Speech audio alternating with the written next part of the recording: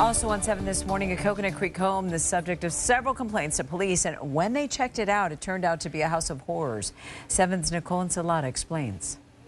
We have been getting several complaints about it from neighbors. When I say several, probably more than several.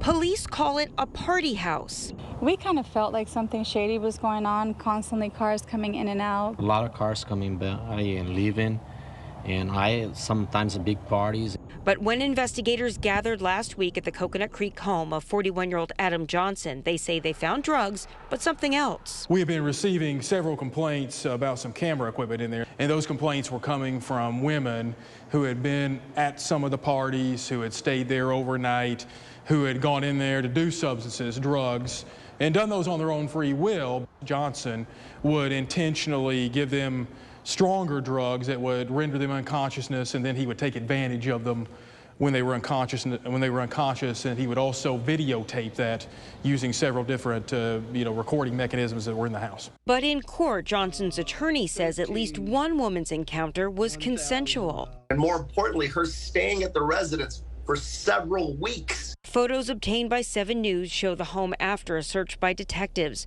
including a hole in the floor where investigators found a safe.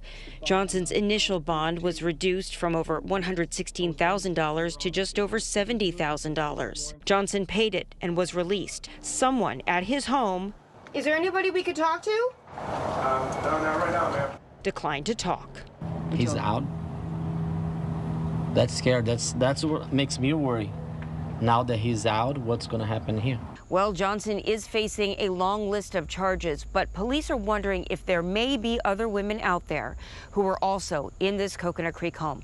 If you know anything about this, or if perhaps you are one of them, they definitely want to hear from you. Give a call to the Coconut Creek Police Department. Reporting in Coconut Creek, Nicole Ensalada for Today in Florida.